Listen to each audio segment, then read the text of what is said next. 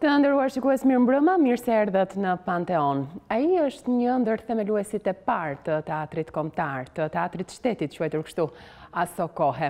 Ka luajtur një sër rolesh me dekada me radhë në teatr, po kështu edhe në kinematografi. Mbi 80 role të interpretuara nga dramaturgjia jo vetëm shqiptare, por edhe botërore. Do të flasim për aktorin e mirënjohur Naim Frashëri, i nderuar me shumë tituj dhe i vlerësuar në fakt. Ka titullin Nderi i kombit, po kështu artisti i popullit. Ka lindur në Leskovik, është nga Frashëri i përmetit me origjinë. Për gjatë minutave të emisionit ton do ta përcjellim këtë profil dhe do t'i dedikohemi të madhit Naim Frashëri. Ju do të ndiqni fillimisht një insert prezantues mbi jetën dhe veprën e tij, e më pas do të kthehemi në studio për t'ju prezantuar me të ftuarit dhe për të thënë shumë detaje interesante nga jeta e tij.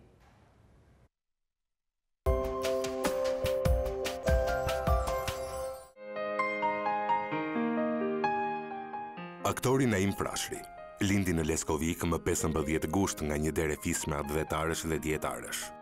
Qysh nxënës në Gjimnazin e Tiranës më 1943-shin. U aktivizua si amator në përgatitjen e shfaqjes së dramës Wilhelm Telli të Schillerit, nën kujdesin e profesor Alex Budës dhe me regjinë e Fiqeret Fterrës. Si partizan mori pjesë në grupin teatror të Priskës, i cili më 28 nëntor 1944 shfaqi pjesën Partizanët të Fatmir Gjatës, ku luajti një nga rolet kryesore, ato të komisarit. Është ndër aktorët themelues të teatrit kombëtar. Në 30 vjet punë të pareshtur krijuese pranë teatrit kombëtar, me artin e tij të fuqishëm e brillant, ai gdhëndi një galeri të vërtet figurash artistike. Numërohen mbi 80 role nga dramaturgjia shqiptare dhe ajo botërore.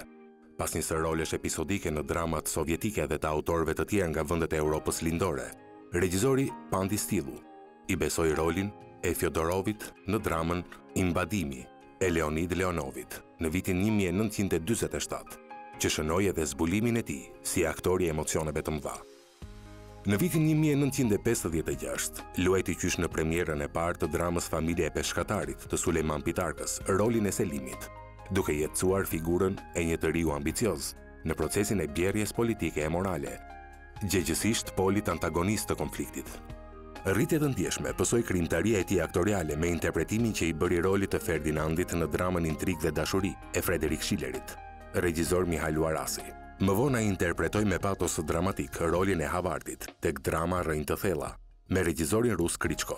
Aktori shumanshëm, me një prerje natyrale të fuqishme ka tragjikes Naim Frashëri, provoi me sukses edhe në gjininë e komedisë. Më 1961-shin luajti Hamletin, princin Pisnik, mësuesi së drejtës legjitime dhe i kurorës.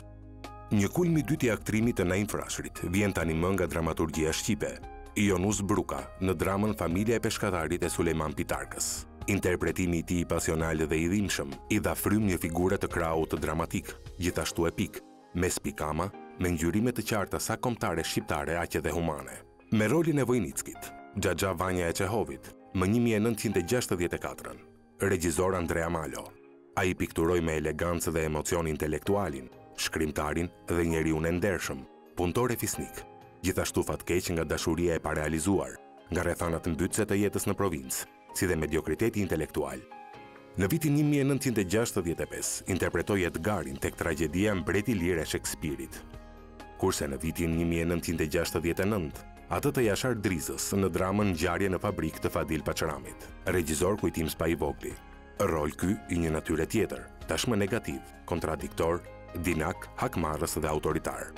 Palitra e pasur interpretative e Naim Frashërit përfshin edhe shumë figura të tjera në mbi 30 vjet karrierë artistike, ku veçohen ajo e kuestorit italian, Qielli i kuq i Tevfik Çaushit në vitin 1965, e Ribakovit, Orët e Kremlinit e Pogodinit në vitin 1957, e Shpendit, Mbi Gërmava e Paçramit, e Teodorit, Qeni i Kopshtarit e Lopët e Vegës, e Generalit, Generali i Ushtrisë së Vdekur romani Ismail Kadares, dramatizuar nga Piromani, e dhjetra të tjerë.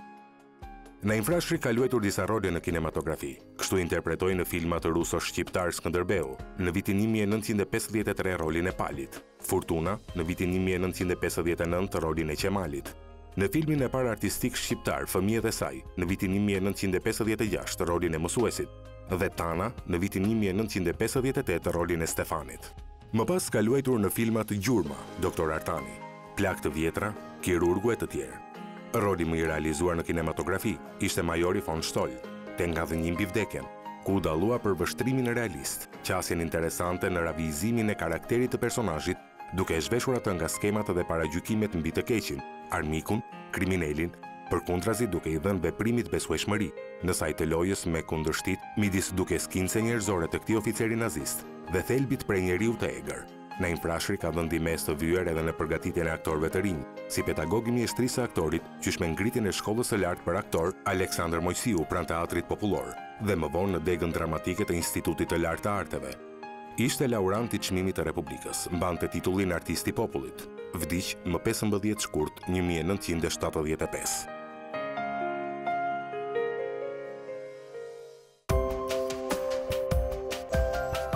E pra, aktori i mirënjohur Naim Frashëri është ndarë nga jeta në një kohë parakoshme. Në vitin 1975, imagjinoni se sa do të ishin rolet e tij të shumta kur kinematografia pas vitit 1975 mori vërtet një hovë të mirë dhe u realizuan shumë filma. Gjithsesi, për të folur për Naim Frashërin, unë kam përzgjedhur dy personazhe për ditën e sotme në Panteon. Fillimisht rivjen në këtë studio, në studion e Panteon, Josif Babagjoni, studiues, kritik arti, profesor doktor. Përshëndetje, mirë se erdhët. Përshëndetje, mirë se u gjeta. Është edhe i biri Naim Frashërit, aktor edhe ai, zotja Anil Frashëri. Përshëndetje, mirë se erdhët. Përshëndetje, mirë se u gjeta. Pikërisht me ju, zotja Anil, do doja ta nisja bisedën. Diçka rreth adoleshencës së babait tuaj, që në gjimnaz talenti i tij spikati mori pjesë si amator, sigurisht në një shfaqje që aso kohe, por diçka rreth fëmijërisë dhe adoleshencës. Ka lindur në Leskovik, është me origjinë nga Përmeti. Në Frashë Përmetit. Po. Pra origjina jugore, ku shpalosej? Po. Që të flasësh për babain, për Naimin në këtë rastë, duhet parë edhe trungu familjar nga ka lindur Naimi. Ai rriten nga një familje bejlerësh, me tradita të shumta detare, me një kulturë shumë të madhe, që reflektoi në familjen ku jetonte Naimi në atë kohë, ku e ame Naimit rriste me origjinë ishte nga Berati dhe ishte nga fukallarët e famshëm të Beratit, që dihet që ishin specialistë edhe të kënduarit të këngës qytetare për beratse. Dhe sigurisht edhe këtu do linte shenja dhe te Naimi vogël. Po, genetika. Edhe me sa di nga ditaret e shumta, nga muhabetet që janë bërë me njerëzit e familjes. Naimi imitonte bukur, këndonte bukur, recitonte bukur. Si shuhet to ishin apat e para, simptomat e para për të paraprirë të lindjes së një gjeniu të skenës sonë. E më pas, kur ai krijoi familjen e tij të ngushtë me ju, sigurisht ju e ndjenit famën e babait tuaj, suksesin e tij? Naimi jetoi në një epokë që nuk kishte shumë mundësi që të edhe vetë, sigurisht ai nuk e dëshironte këtë gjë, ka qenë natyrë e tillë, po që kudo një aktor trajtoheshin njësoj. Edhe si nga vlera, si nga kontributi. Po do të them këtë, Naimi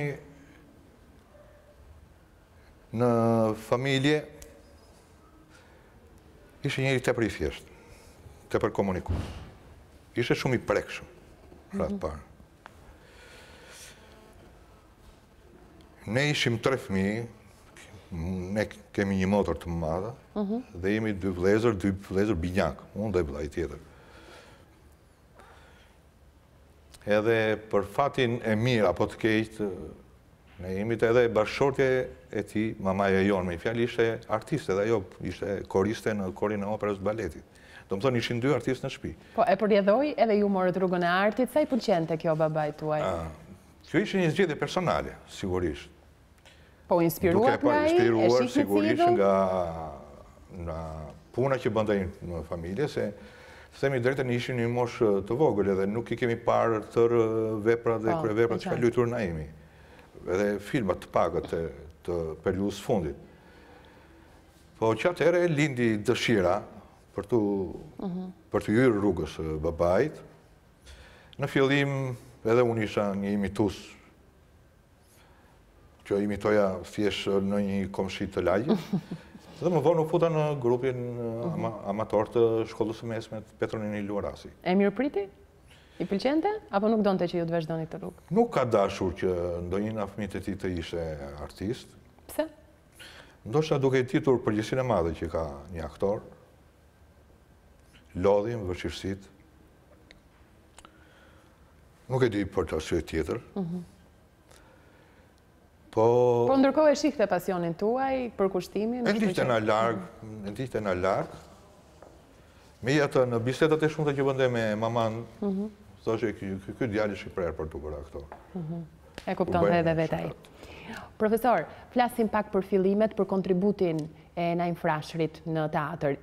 Një ndër themeluesit e parë teatrit kombëtar, teatrit shtetit. Çfarë kontributi dha në të vërtetë për krijimin nga themelet e tij?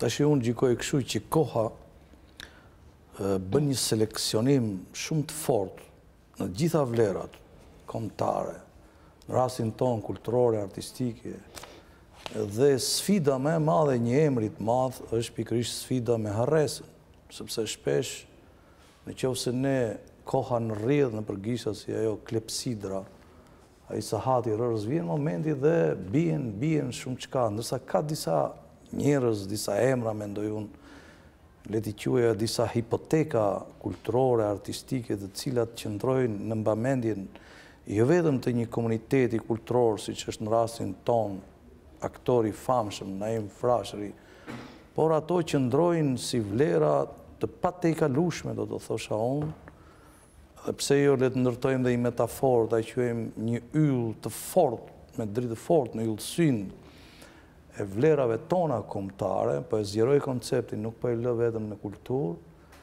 Prandaj gjykoj që Naim Frashi, sikundër thatë ju, nuk është thjesht se është një nga themeluesit e teatrit. Themelues ka shumë. Kur u krijua teatri i shtetit ose teatri i parë shqiptar, pas Kongresit Përmetit dhe pastaj në prill-maj të 45-s, që u rekrutuan aktorët e parë shqiptarë, kishte rreth 39 aktorë që u rekrutuan artistë. Mirë po, Naim Frashi është emër i tillë i cili i tejkalon shumë nga emrat e ndritur që kemi ne në aktrimin shqiptar.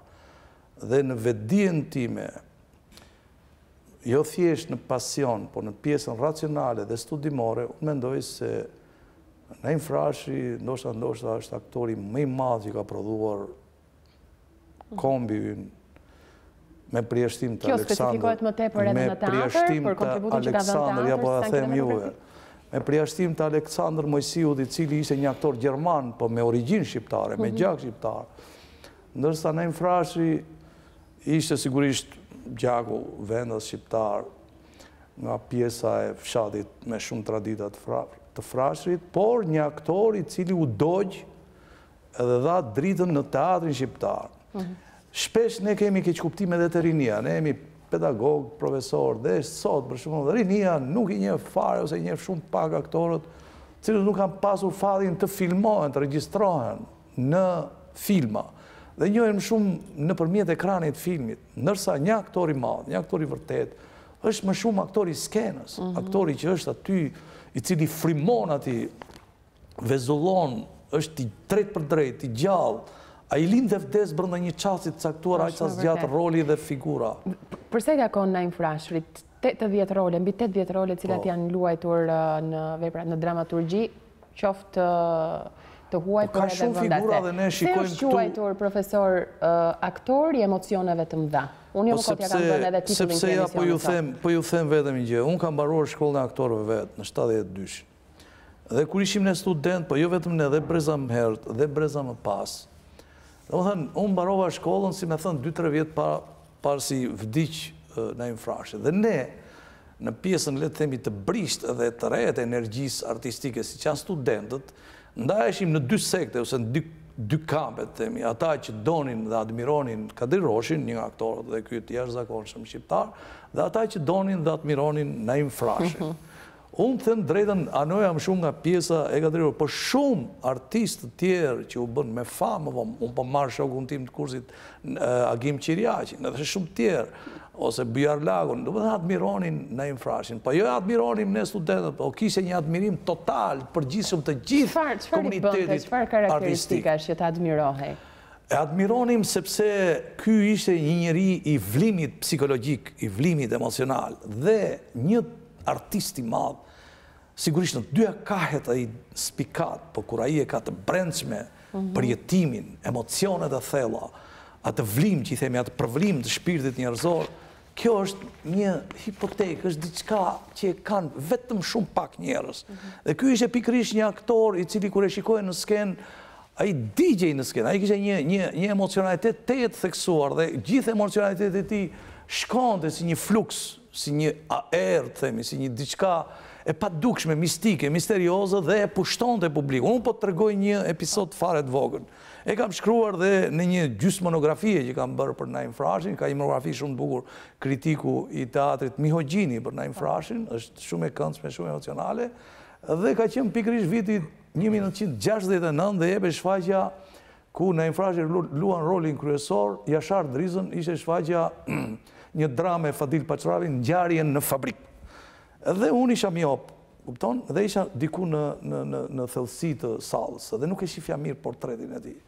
Dhe për një moment, ashtu si që ishim ne të drojtur, kisha marrë parasysh po më vite zor që t'i vija, dhe pastaj thash po i vë një herë se errësirë që edhe kur e shoh fytyrën, dhe posaçërisht syrin plot drit, plot përjetim, gjithë atë energji që ky njeri kishte, ky aktor, sigurisht si një prush, kupton që vetëm po të shikosh prushin ka një farë avulli kështu, që lëshonte dritë, lëshonte rrezatim, emocion, pra emocionaliteti, përjetimi i fuqishëm, dramatik dhe tragjik, flukset e mëdha, ndjesore, që ai kishte, ishin të tijat, asnjë shkollë nuk mund t'i jap ato. Ato janë të tuat. Dhe më tepër në skenë. Për këtë do të na ndihmoj profesor edhe një insert i përgatitur, në fakt më keni ndihmuar shumë edhe me materialet, cilat unë kam thurur insertet, do të shohim se çfarë ishin ato karakteristika, të cilat po i shpjegon më së miri edhe profesori, që e karakterizonin Naim Frashin në shfaqjet ndryshme, në skenë, dhe që e bënin publikun ta shihte me shumë ëndje. Ndiqeni aktrimin e tij.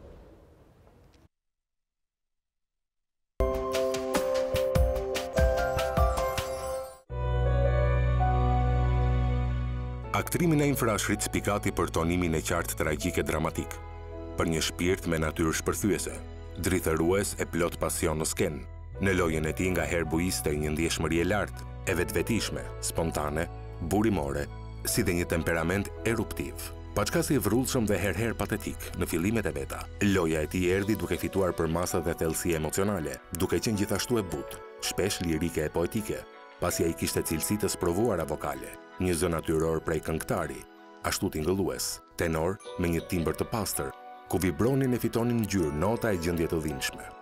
Kishte një portret e hir skenik të dukshëm, që i falte sharm e bukuri. Ishte aktor me vullnet për të fituar dije e kulturë, i përkushtuar si artist qytetar në mbarvajtjen e punëve në teatrin kombëtar, fisnik e miqësor, sa kaq me humor të mirë dhe inkurajues për kolegët dhe aktorët e rinj. Për cilësi morale dhe profesionale, ju dha titulli i lartë për kohën, heroi i punës socialiste. Njohurit profesionale dhe puna analitike në zbërthimin e roleve ishin tipare që e shoqëruan gjatë gjithë karrierës. Çka vije e re në mënyrën se si i bënte të tija të përvuajtje tragjike dhe dramatike të figurave të mëdha, Hamleti, Edgari, Generali e të tjerë. Naim Frashri me talentin e madh, bëri të dukshme, psikikën e tronditur të personazheve të njohur, dinte të hynte lirisht aty, duke u dhënë trajt të bukur skenike brengave e traumave rënuese të njeriut në udhkryq. Arrinte që të përfaqësonte me një gjuhë shprese gjendjet e ndera psikike, shpesh pa rrugdalje apo dhe fatale. Sado që me ngarkesa e tensione shpirtërore të skajshme, loja e tij nuk ishte bërtitse, deklarative, patetike. Përkundrazi, rolet që ai jetësoi, të gjetura shpesh në zgripe ekzistenciale, shquheshin për forcën realiste, ishin të përvuajtura, tepër njerëzore dhe bindse. Si aktor serioz, ai punonte me përkushtime dhe për vizatimin e roleve të dyta, deri tek ato episodikët. Ndërkaq, Naim Frashri ishte një nga mjeshtrit e interpretimit të fjalës artistike, për shembull recitimi i poemës Bakti e bujqësie Naim Frashrit e të tjerë. Dashuronte muzikën, sidomos atë klasike, simfonike, operistike, çka e frymëzonte dhe e ndihmonte së tepërmi në krijimin e gjendjes së dëshiruar emocionale kundër roleve, megjithse ishte pak e aktivizuar për arsye të vdekjes së parakohshme, ndonjë paragjykimi si aktor teatri.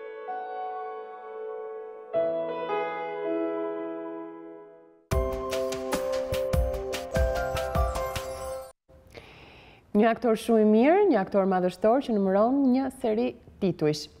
Ju, zotja Nilsi, keni pritur titujt. Jeni ndjerë ju të vlerësuar për babain tuaj aq sa duhet, aq sa i ka dhënë skenës, aq sa i ka dhënë filmit. Si e vlerësoni ju? Titulli. Është deri kombit, artisti popull? Është artisti merituar, është fituesi i çmimit të Republikës. Qytetar nderi i përmetit e tjera si këto, ka plot titull. Deri kombit. Titujt sigurisht kanë vlerën e tyre për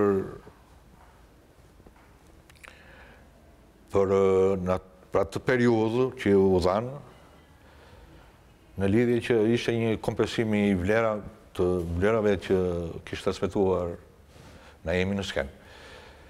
Për sa i përket në familjes, nuk kishte ndonjë interes të madh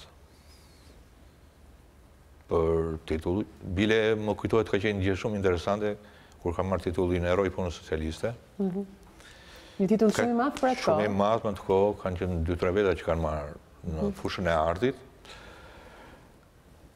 Edhe kishim dalë për të parë provat generale të 29 nëndorit, bëjnë parakalim si që bëheshin atë kohë, pompoze me... Edhe duke kaluar në ndërmjet parku të Rinia, takoni shokun e vetë. Naimi nuk dinte asgjë. Ndalon, Naim u thotë urime për titullin e lartë, partia të nderoj, të respektoj me titullin më të lartë të herojt punës socialiste.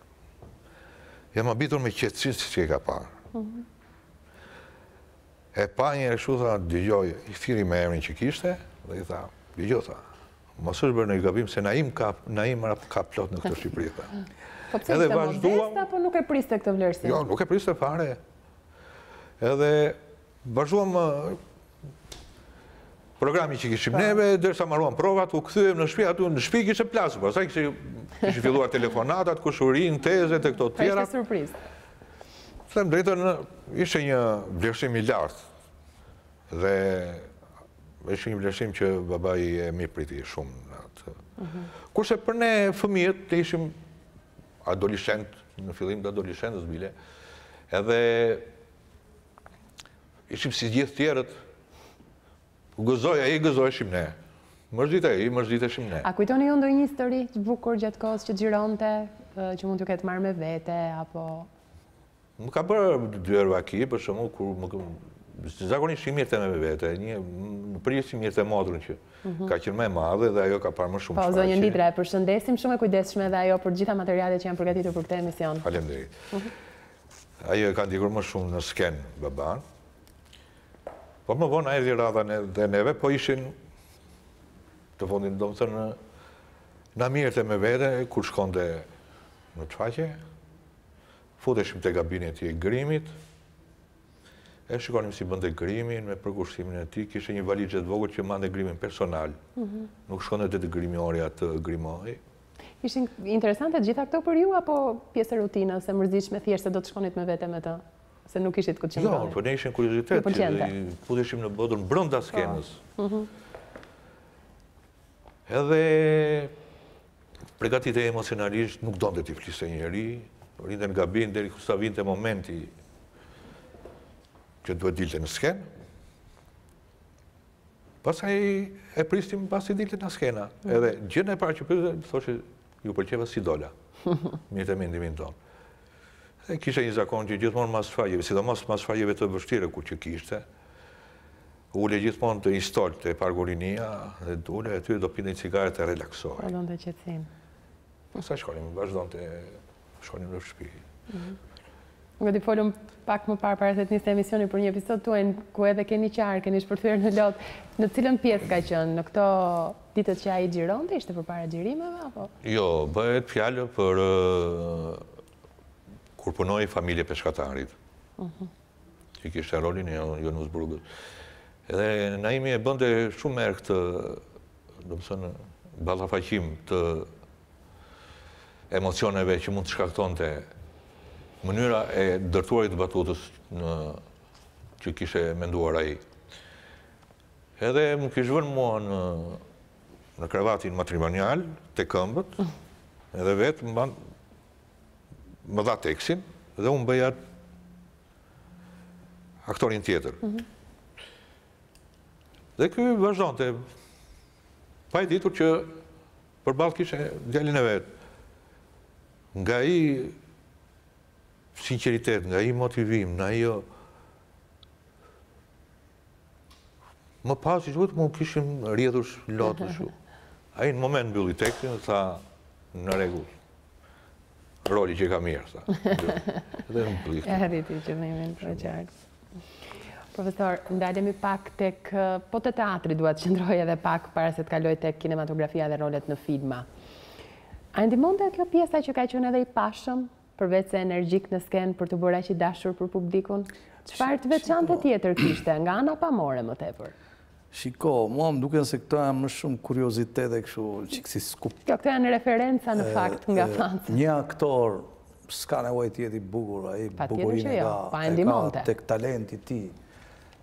Mund ta ndihmojë një aktor më shumë në film bukuria për të krijuar një imazh, sepse filmi ka të bësh më shumë me imazhin, ndërsa në skenë, nëse nuk ke atë magën brenda emocionale, që ta rrëmbesh publikun, ta bësh për vete, ta suggestionosh, është shumë e vështirë, qofsh më i bukuri. Ashtu si kundër mund të vi në skenë, kanë thënë regjisor të mëdhenj, kupton, fizkulturist, atlet, dalin në skenë, u ngrin këmbët, u ngrin duart, sepse është tjetër gjë skenë. Mirë, edhe ti je i pashëm është një plus më shumë apo? Po, tashi sigurisht, edhe pjesa e hirit të portretit, edhe e hirit trupor, ka dhe ajo një arsye për të qenë i parapëlqyer, sidomos në personazhet lirik të dashnorëve, personazhet të tjerë heroik, sepse Naim Frashi e ka mbushur karrierën dhe rolet e tij me një pjesë madhe me personazhet ashtu quajtur pozitiv, pra me heronj lirik, me heronj të pjesës erotike, dashurore, të dashnor, pra të flak, të bukur, të mirë, edhe me pjesën dramatike dhe tragjike që kemi të bëjmë me konceptet e sublimes dhe të madhërishmes. Pra, në këtë sens, portreti ti, i cili reflekton mirësi, dëlirësi, sinqeritet, dhe janë një seri elementës që nga sytë, kupton, fytyra, sharmë, mënyrat qëndruar, mënyrat gjitha këto janë pjesë e talentit, le ta quajmë, të një aktori. Por në teatr gjithë një këmbgul, dhe jam plotësisht i kësaj mendje se e kanë thënë regjisor dhe teatrolog të mëdhenj, e rëndësishme e një aktori është çfarë ai ka brenda dhe çfarë dhe si atë që ka brenda e rrezaton tek të tjerët. Dhe ai kishte brenda vetes, pra Esa Toktrova e ka thënë që është një vulkan që përvolon, për shembull, është një nga regjizorët tanë.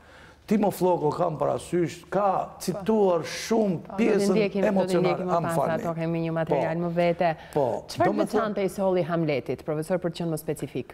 Hamleti është luajtur. Shiko, Hamleti është figurë antologjike e gjithë dramaturgjisë botërore dhe teatrit. Është bërë një farë krahasimi me artistë të ndryshëm dhe nga ne, për shembull me që thatë ju për Timo, dhe Timo ka bërë një farë krahasimi, Mio Gjini dhe unë, atjerë plot kanë bërë, që ai kishte hirin e princit fisnik të Danimarkës. Pra, nëse marrim Hamletin, Hamleti është student i Wittenbergut, është njeriu që vjen të realizojë rivendikimin, hakmarrjen, pra, edhe për të vendosur kurorën në themele legjitime, për të legalizojë kurorën. Pra është njeriu me kulturë, njeriu dashnor i flakët, njeriu i bukur, njeriu fisnik dhe shumë tipare të tjera, derisa mbrinte monologu i tij i famshëm të Bios. Pra dhe njeriu nga ana tjetër i një qasje ekzistencialiste për të shikuar jetën. Mua më duket se Naimi i kishte brenda vetes këto kahe që unë përmenda.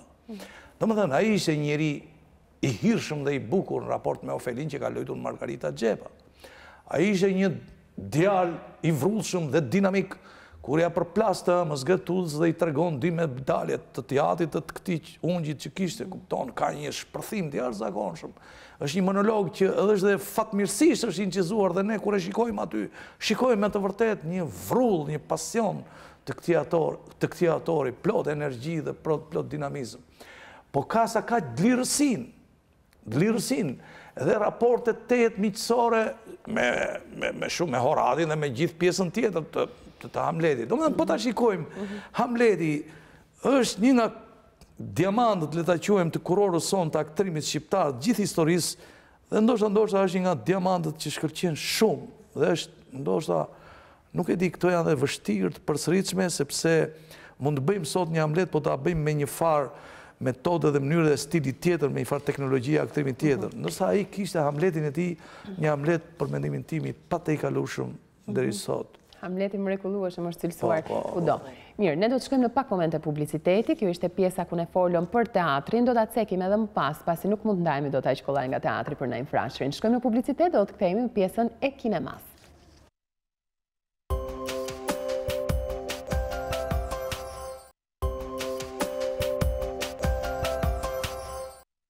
Jemi rikthyer pas hapësirës publicitare, do të flasim tani për pjesën e kinematografisë, ka marrë pjesë në rreth 8 role të rëndësishme në kinematografi Naim Frashëri, ka marrë pjesë në filmin Tana, po kështu nga Dhënim mbi vdekjen e filma të tjerë. Ndiqni një kolazh me batuta nga filmat dhe rikthehemi.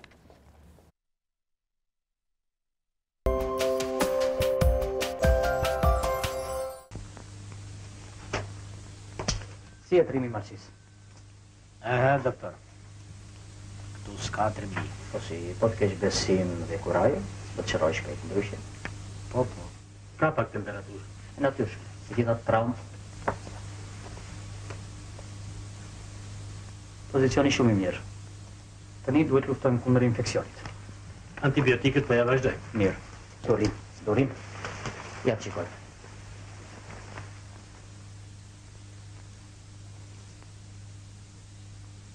Doktor, do të hecë me këmbët e mia? Ashtu si më parë. Diskutori një. Vetëm me zemë të ujë se dëgjojni deri në fund korridorit. Mundohemi t'i mushim mendjen bashkimit. Jo, unë jam i qartë, doktor, po vera kujton se çdo gjë në botë është në rregull. Në rregull nuk është, po do ta vëmë në rregull. Unë për gjysmore kthehemi. Si do qoftë, po të më kërkojnë, më kërkonin në pediatri.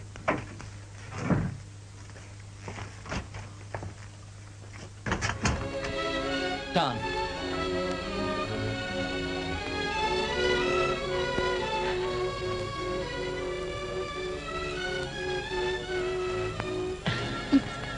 Ik se do të na shoh.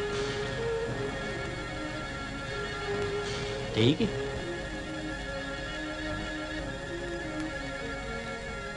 Kam 3 orë që po të pres. Mu po që kokë? Ku nije?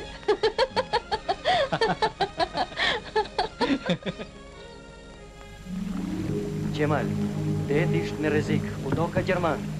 Më mirë të presim mjergullën. Jo, Gjagjo, jo. Rapo na pret, a e ka shumë nevoj për atë. Zan! Hidhu. Jo. Hidhu. Turdroj!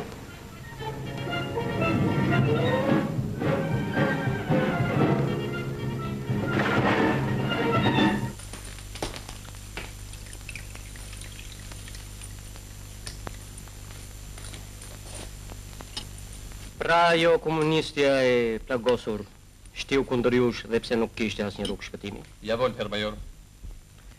Dhe pastaj u dorëzua? Jo, zoti major. E kapëm duke rrezikuar jetën tonë. Ushtari i SS Müller u plagos rënd. E njeh atë vajzë? Jo, zoti major. S'është nga qyteti yt. Partizane? Po, partizane, zoti major.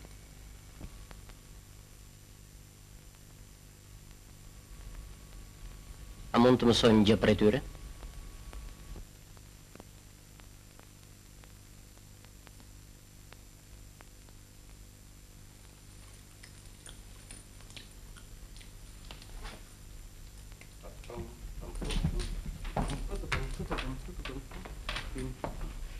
Njeriu i Gestapos duhet ta njohë menjëherë kundërshtarin dhe të gjejë mjetet e përshtatshme për t'ia zgjidhur edhe gjuhën. Ajo gjimnazistja, si quhet? Mira Korani, zoti major. Kjo Mira Korani duhet të flasë. Unë do ta bëj të flas, pa u lodhur shumë me të. Ma silli këtu. Ja volter, major.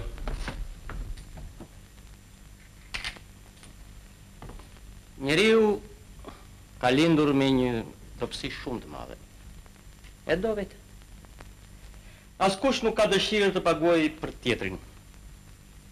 Njeriu vetëm gënjehet me ëndra, ideale, bëhet altruist. Po kur është fjala për lëkurën, i pshtyn të gjitha. Përse të pagoj gjimnazistja për atë tjetrën? Fol. Urno, princ.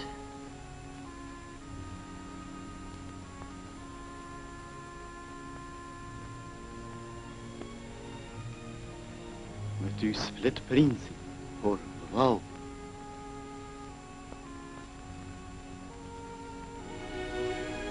Për hir të Shqipënisë, lutem unë sot ta bashkë të flin.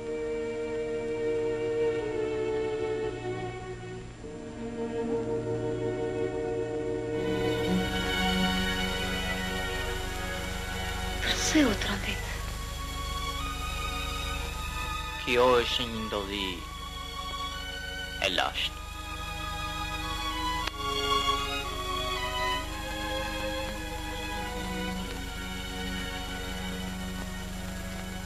Ishte fundi gushtit.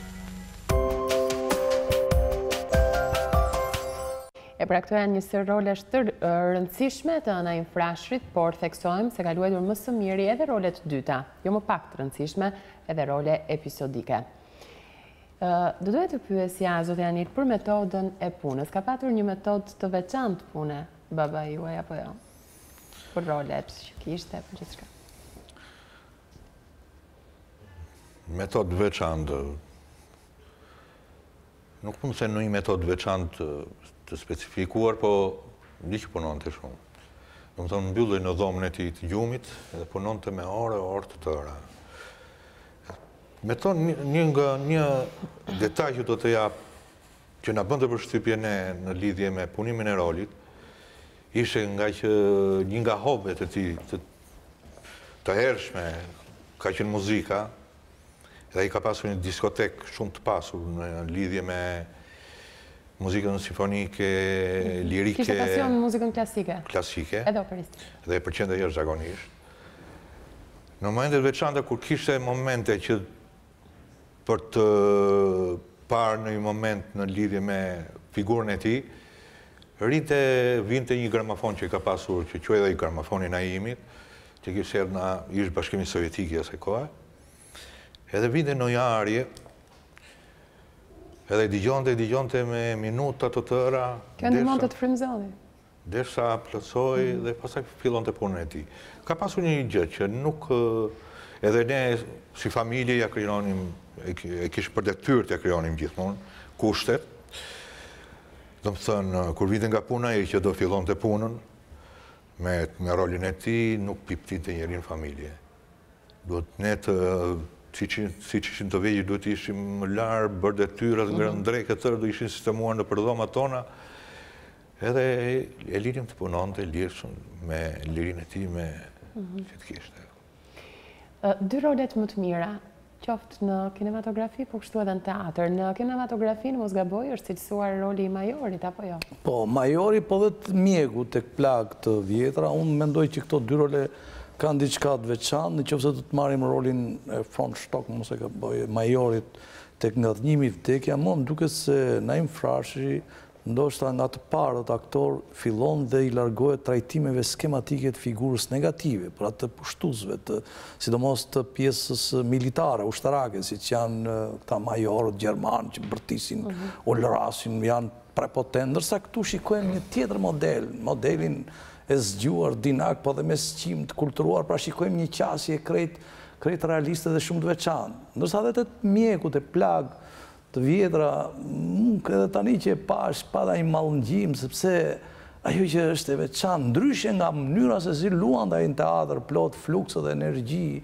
këtu është më i natyrshëm, më i thjesht, më sqimatar, si me thënë, është krejt, sikur është sikur po e filmon aty në qasë. Dhe këto 2 qase janë shumë interesante, që ofse ne marim në kompleks në kalendarin e gjithë roleve të Naim Frashit. Ndërsa do të mendoja Hamletin e tham, që është figurë e madhe, e paritshme për mua, ndërsa në qoftë se do të shikoja Naim Frashin në pjesën dyplansore, dikotomike, pra si fytyrat e Janusit, i dyti rolit ti madh dhe ky pa të i kalushëm, po tani më në dramën shqipe është Jonus Bruga tek familja e peshkatarit e Suleman Pitargës, ai ka luajtur më parë edhe Selimin tek po kjo shfaqjen 56-ën kur Bruga që Kadriroshi, ndërsa në 74-ën luajti në mënyrë të jashtëzakonshme, do të thosha, Selim Brugën është një aureol dhe kjo e jashtëzakonshme e teatrit, aktrimit shqiptar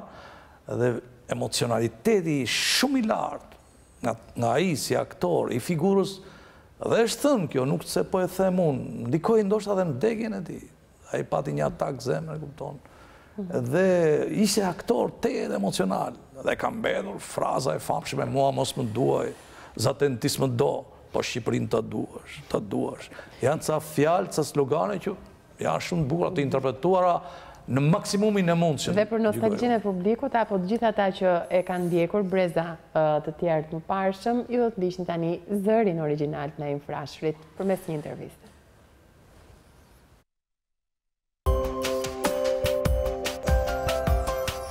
Shkrim dashuria për skenin. Më pëlqen dhe shumë. Natyrisht në atë kohë të ishte ëndër. Ishë në okupacion, për gjithmonë një ëndër që do të realizohesh, dhe në fakt të realizohet. Vazhdon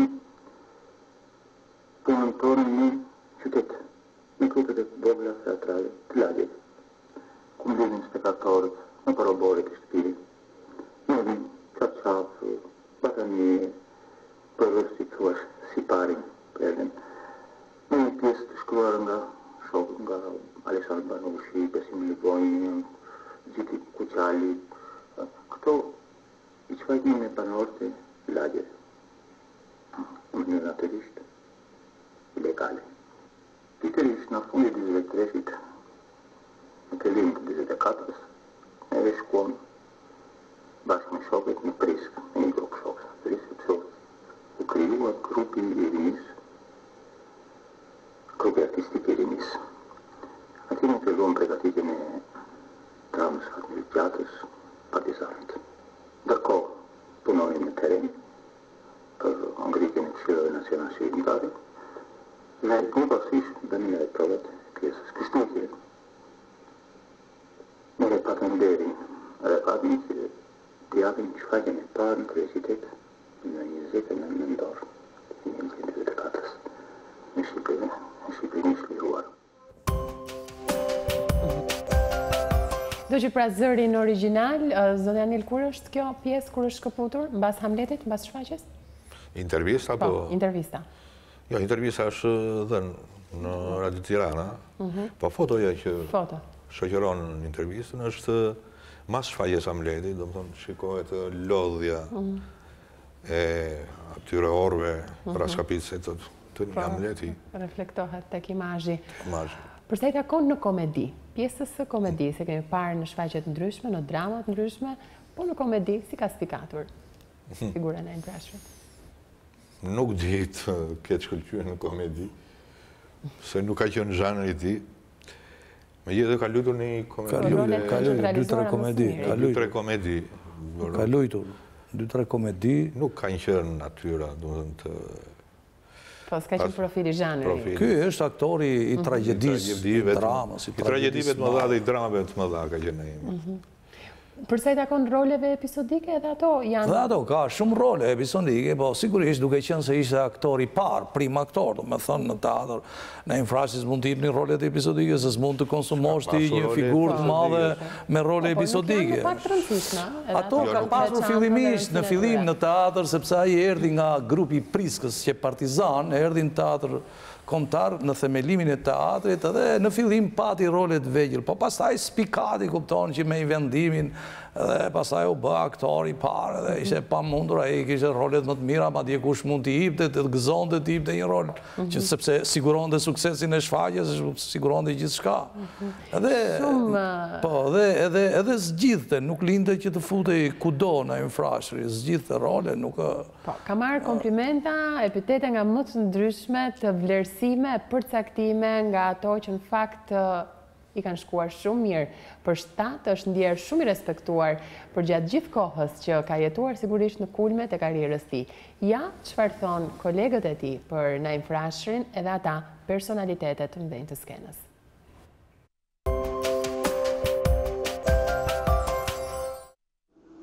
Për të gjithë kohën që kam qenë në skenë e teatrit kombëtar, kam mësuar shumë me Naim Frashërin. Sa të kemi jetë, po prapë në të skenë, që do të mësoj shumë nga Naim Frashëri. I kishte një bilbil i fjallës artistike. Naim Frashëri për mua mbetet një perlë në artën shqiptare. Profesor Naim Frashëri për mua është lapidar i teatrit kombëtar. Naimi, pa dyshim, mbetet shkolla më e përsosur e teatrit shqiptar. Ishin këto vlerësimet artistëve të mëdhenj, kolegëve të tij, fundit ishte edhe ai i madhit Kadri Roshi për caktimi që dha për aktorin e madh Naim Frashëri.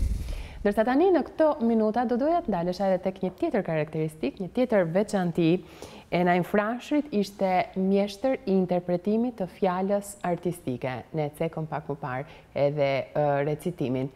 Ku dallohej kjo? Më së shumti ku lindi ky pasion? Në origjinë e tij.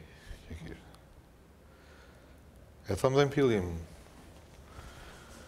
e rrithë në një familje adhetare, patriotike, që kishë kontribuar shumë në lidhje me pavarësinë e Shqipërisë, edhe nga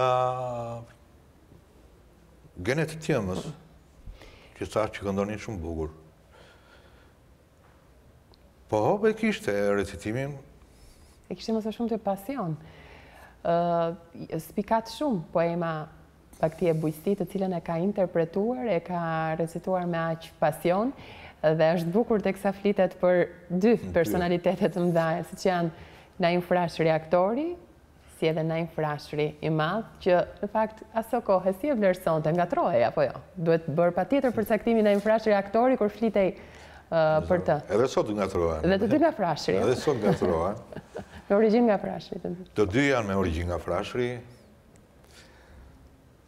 Të dy ishin patriotë të mëdhenj. Edhe vdekjen e patëm pothuajse aty afër. Njëri shkruajti Bakti e bujqësi, tjetri e recitoi. Bakti e bujqësi për mua është një nga kulmet e interpretimit të fjalës artistike, ku ndjehet atë thellë brenda. Dashuria për atë dheun, patriotizmi, tingëllon bukur gjua jonë, gjua shqipe, në ato nota që i jep Naimi. Por do thoja të po këti niveli, që nuk e di, nuk gjendet më ajo poezia incizuar për Naimit, është ka dhe një poem tjetër të Vrasja Ofelis, nuk e di profesorit më ndihmoj, e Vebi Skënderit, një poem që vërtet dhe aty ka qenë mrekullueshëm. Sa për mjeshtrin në lidhje me të recituarit, profesori di më mirë. Është një nga poemat më të nda, Bakti e bujqësi, ajo që ka patur më tepër jehon, pasi tjetra ka mbetur paksa më enigmatike. Por ajo ka patur edhe më shumë pesh. Mua mund do desha me që janë dy aktorë të mëdhenj si dy shtylla që mbaj një tempull, kupton Kadri Roshi dhe Naim Frashëri, ishte çuditshme se dhe Hamletin për shembull. Ata e luajtën bashkë, mirë po ka një fjalë të bukur Kadriu që kanë bërë një monografi për të, që unë kurorën e Hamletit e merrte vetë Naim Frashëri për hirin e për këto gjërat. Edhe Bakti e bujqësi, ata janë të dy bashkë, por pa bërë dallime kështu me njëri tjetrin, se dy recitojnë shumë bukur, por në fakt Naim Frashëri, aktori në poemën Bagti e Bujqësi ka shumë, nuk e di si thët, ka një drithërim, po ta shikosh zërin e ti si kur vibron, si kur drithëron. Në shumë qaste, unë e kam në kokë të gjithë poemën, kupton dhe interpretimin e Naimit. Naim Frashi nuk u morë shumë me poezi, në sensin se ka disa aktorë që specializohen për poezi, po aji aq pak sa recitoj, aji i la ty në fondin ton të recitimit, dhe me të vërtet, mire tha Drita Pelingu, dhe është një bilbil i fjallës shqipe, një bilbil. Është koha ta ndjekim recitimin e ti, i cili në fakt të emocionon. Ndiqem.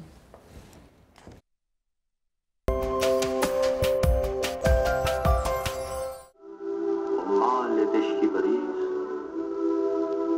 e ju o lisat e gjatë, fushat e gjera me lule që kanë dërmend, ditë e natë. Ju bregore bukuroshe, e ju lumejt e kulluar, quka, kodra, brigje, gërgje dhe pyje të gjelberuar, këndonjë bagëti, që mbani ju e ushtjeni, o dhënësit e bekuar, ju mendje ma të freni. Ti Shqipëri, me i bënder, me i pemrin shqipëtarë, zemrën ti magatove, plot dëshirë dhe me zjarë. Shqipëri, o nëna ime, donë se jam i mërguar dashurinë tënde, kur zemra se ka haruar. Kur t'i gjonë zë thinesënës, qysh e leqen një kopenë, blegërin 2-3 herë dhe ikën e merdhenë, edhe ne i prefshin udhën 20-30 vetë, e ta trembi na ju skthetë, po shkon në mes si shijet. Ashtu, edhe zemra ime më le këtu te kja mua, vjen me vrape me dëshirë aty, në viset e tua. Te këpuron në tërtot, edhe prëndër i unerë, te këmbin lulla me gas shumë dhe me bukurie me erë, ku i frym bari u gjuras, te kullosin bagëtia, ku mërzen cjapi me zile, atje i kam mend të mia.